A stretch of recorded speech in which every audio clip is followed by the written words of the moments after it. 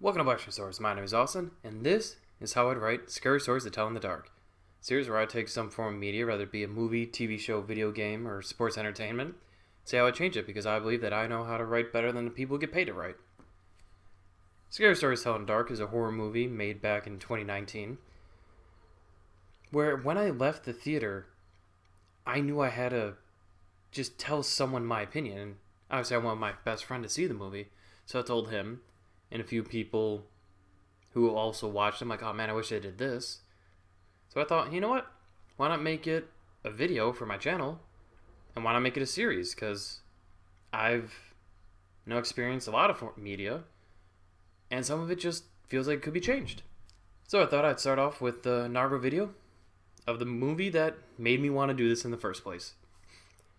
Scary Stories to Tell in the Dark is based on a book. Kind of.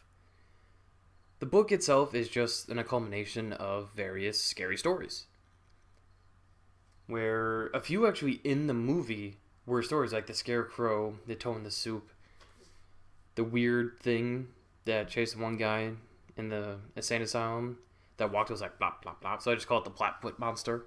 Honestly, don't know what that story is, but it doesn't matter.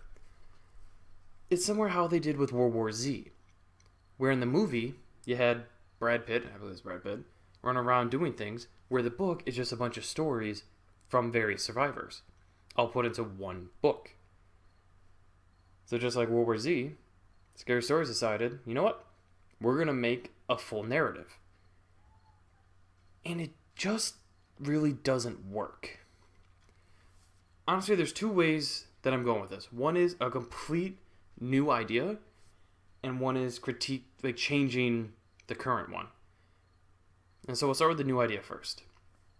How I would do it is I would have like a bunch of Boy Scouts on a camping trip. They're all in their tents, two to a tent. And one kid leans over, rolls over, is like, man, I can't fall asleep. How are you, person who's with me in this tent? And they're probably like close friends. And the second kid's like, yeah, I can't sleep either. And I'm just too awake. Man, what should we do? Do you want to do something? He's like, no, we can't be too loud. Otherwise, we'll get yelled at by the counselor. He goes, you know what? My brother told me this story that happened to, his friend's cousin. Kind of like a third-person story. And he tells a scary story. Hopefully there's one in the book that involves a monster that makes a specific sound, because that's going to come back later. So he tells the story about a monster that makes a specific sound before it, I guess, gets someone. I never actually read the book, so I don't know what stories are in there. And at the end, the second kid's like, nah, that's not true. There's no way that happened. And the first kid's like, oh, but my brother told me that it happened to his friend's cousin. And another kid hears it. He kind of knocks on the, not really knocks on top, but opens the tent, and it scares the first two kids. He's like, oh, dude, what are you doing, third kid? He's like, oh, I heard you guys talking. So then the third kid, he starts telling a story. Before he knows it, more and more kids start showing up. So they're like, well, we can't all sit in this tent. So they go out and they're sitting on logs in a circle that they had a bonfire earlier. So now it's just ash. And they're all telling stories. Which each story was a story from the book. And they're all getting scared except for that first kid or technically that second kid, where he's acting like nothing's real and none of it's scary. And to peace, because we are in the current year, we can have a girl show up, even though it's technically Boy Scouts, but girls are allowed in it now. She can tell a story. She'll be like, oh, your guys' stories aren't scary. Here's a real scary one. And for girl power, at the end of her story, you can have all the kids be even more terrified, to where the second kid's he's showing a little fear but still acting tough. So this is a way that you can get all the stories in. Plus, you can rather have it to be where each story contains the same characters, or the same cast. That way you don't have to pay 3 or so actors to be in every story. Or this could be a chance to give a lot of people their first big break, where each story is a different cast. No, it's just a cool idea. And I would have it end, eventually the counselor hears them all, screaming and being scared. He's like, alright, come on, everyone go to bed. Let's go. So they'll go back to their tents. And the first two kids are talking. And the first one's like, man, some of those are pretty good stories. I really liked so-and-so's one. And the second kid would be like, yeah, they're all fake. None of those are real. Especially not your story. And that's when you hear the sound. that, like, referring back to the first story, where the monster made a sound. They would hear the sound. And they both, like sit up fast and look at each other. Credits. Just, like, kind of like a, ooh, spooky ending. Personally, I think that would be an interesting idea. You know, it's kind of like Movie 43, where it's a bunch of different skits in one. But it would probably work out pretty well and fit really well to the source material. Because the book is called Scary Stories to Tell in the Dark. In this, they're scary stories that the kids are telling in the dark. Because it's nighttime. But that's not what whoever decided to make the movie did. And now, let's rewrite that guy. Shush. In the movie, it follows female lead, Nerds 1 and 2, sister of Nerd 1, love interest. We're getting into some hijinks, which involve them getting locked in a house that was originally owned by someone named, well, a family who had a daughter named Sarah. And we never see Sarah's face throughout the whole movie. Every picture is scratched out. No one really talks about her in the town, because the town believes that she told stories to the kids, and then those kids died because her stories are the ones killing the kids. You don't find out until about, I don't know, like halfway through the movie that's not true, and the real reason why the kids are dying is because the family's rich businesses are poisoning the water. I don't know, Tobias is crazy. So the whole time, it's implied that she does not have any powers. Even though there's a point where they go back to her caretaker, and she even mentions how, like, she was powerful. I'm pretty sure. I haven't seen the movie since 2019. But then she becomes a ghost. I guess eventually she dies. And becomes a ghost who actually is doing these stories that kills the people. So you just became what they said you were when you really weren't. It makes sense, you know, to have that happen and have her kill a family. Why is it still a thing? It doesn't make sense to me. And the main problem I always had with the ending is that female gets sent back in time, where the family acts like she's Sarah, throws her in the room, where she's still holding, like, the book, like the big book of stories. She sees the ghost of Sarah and is like, hey, I'm going to tell the real story of you, about how you're innocent. And then she just lets her go back in the future, or present. And when she went back to the past, I'm like, okay, this is how the movie's going to end. She's going to be stuck in the past. But no. She goes back down, and the ending of the movie is female, love interest, female's dad, and sister, who maybe, I don't know, like 20 minutes prior was talked about how she was in an insane, well, movie minutes prior, talked about she was in an insane asylum because she had a story where her pimple was full of spiders, so she had a psychotic breakdown, which would make sense. But she's just sitting there, smiling, driving away. They wanted a feel-good, happy ending in a horror movie. You can't have that. Also, I don't think love interest was there. No, he went back to war. Well, he went to war. He was a draft dodger. But he eventually said, oh, I gotta go to war now. Like, I understand you want a sequel bait, which I don't know how the movie did in this box office. It'll probably warrant a sequel. But you can't have a happy ending in a horror movie. At the end of the original Texas Chainsaw Massacre, the girl gets away, but she's not sitting in the back of the truck while driving away from Leatherface going, man, that was pretty good, I'm safe now, I'm all happy, I'm safe. No, she's sitting there going, wow, all my friends are dead, and I'm going to be emotionally scarred by this for the rest of my life. Because that's what a horror movie is. There's no happy ending. It's a relief that you didn't die. And here's how I would change it.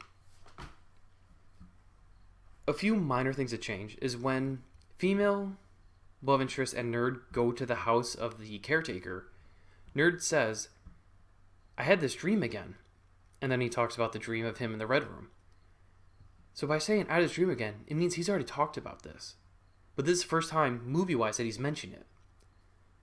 So I would just tweak it to have him say, before like they knock on the door, hey guys, I keep having this dream. That way, he's letting female and love interest know for the first time. Us as the viewers are learning for the first time. It just works better. And the main changes now is when they actually go inside the house and talk to the old caretaker. She gives her, like, in the movie, the caretaker gives, like, some vague talking about Sarah and all that, I would have the caretaker come in, freeze for a second, goes, "How are you here?" Then female could be like, "Oh, we just need you to talk to us about Sarah." Caretaker could be like, "Sarah, okay." Sits down. "Oh, what can you tell us about her?" "Oh, Sarah, she didn't belong there. There's something about her that just wasn't right. She heavily implying that she didn't belong there. She was different. I wanted to help her, but I couldn't." And before they leave, the caretaker would be like, I think I know what you guys are going to do. Whatever, don't do it. You need to stop what you're doing now and just let it go." And female would be like, "Oh, we got to save our friend." Even though technically the bully was the first one to die, but no one really cared about him, which is kind of sad. I get he's a bully, he needs to get his comeuppance, but come on. They're like, "Oh, we need to get our friend nerd 2 back. So we gotta go and do things." And the character could be like, kind of like laugh, be like, I guess it already happened. And of course they don't understand what it means, and it's just all foreshadowing. Fast forward, they break into the insane asylum. I would still have Nerd, I guess, get taken away by the Blackfoot monster. But when listening to the phonograph recording, instead of having Sarah get interrogated by her doctor brother, where he's like, "Oh, why are you killing those kids?" And she's like, "I'm not killing the kids." "But why are you killing the kids?" "I'm not killing the kids, you're killing the kids." "No, you're killing the kids. Electric shock therapy." "Oh, that hurts, but I'm not killing the kids." "You're killing the kids. Electric shock therapy." "You know what, here's the story." And that's where she tells the Blackfoot monster story. I would change the recording to have Sarah be, still interrogated by her doctor brother. I'd have Sarah be like, "Oh, I don't belong here." And the doctor brother would be like, "Yes, you do. You're killing these kids." "No, you don't understand. I don't belong here." "Sarah, you are killing these kids with your stories. You belong here to help save this town." "You're not listening to me. I don't belong here. This isn't right. They should have saved me." "Who do you mean they? Talking about our caretaker? How do you want her to save you? We're trying to save the kids from you." "You don't get it. I don't belong here. And they should have saved me by now. You know what?" And then she tells a Blackfoot monster story. Alright, and then we'll time jump, I guess, to... Now they go back to the house. They're trying to escape from the dangling man. Female goes back in time. Not Sarah. The family, they're like, "Oh, you're Sarah." And they throw her into the room. They lock her. While in the room, she's crying. She's confused. And just telling herself, like, "I'm not Sarah. Why are they doing this? I'm..." whatever her actually name is, because I actually don't remember her name. I just know her as female lead. "I'm not Sarah." And the caretaker walks by. She's like, "Caretaker, you gotta help me. Please, you're the only one who can. It's me." And the caretaker's like, "I know, Sarah, it's you. Sarah, you seem a little different. But I don't know what you want me to help." And this is where, because they also imply that the caretaker was also like kind of witch. I would have her say something like, "I told you to stop." And this is when the female lead has a realization. You can also have like some flashbacks to like the moments, but she realized this whole time she was Sarah. When she was talking to the... Now she flashed back to when she's talking to the caretaker. Caretaker says like, "How are you here?" And I'm like, oh my goodness. She realized who I was again, just by like the presence. She told me to stop, but then laughed because she already knew what happened.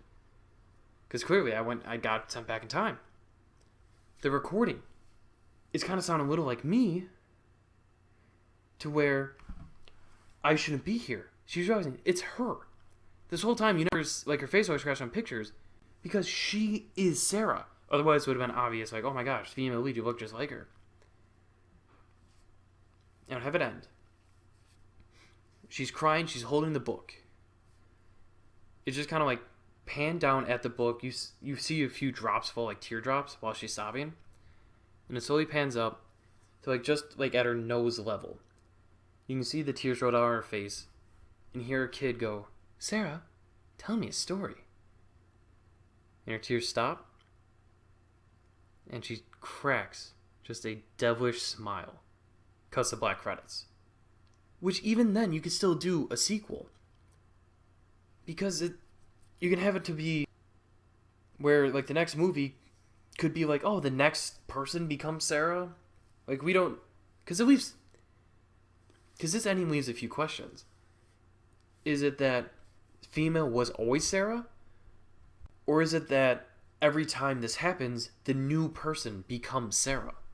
To where there's someone else who steals or like technically steals it, yeah. Where they steal the book, they go back and they become the new Sarah. I don't know, maybe the next movie could be her. Look, obviously she doesn't escape because she gets sent to San Asylum and dies. So you can't really do a sequel. So both of my stories, both of my changes don't allow a sequel, which is fine. Not every movie needs a sequel. I understand it's all about money, but I'd rather listen to a one-off compelling story than a sequel-baiting story. And that's really it. I would rather have it be kids actually telling each other scary stories in the dark, or a tragic ending, not a happy one. But there are two scenes that I definitely would keep in.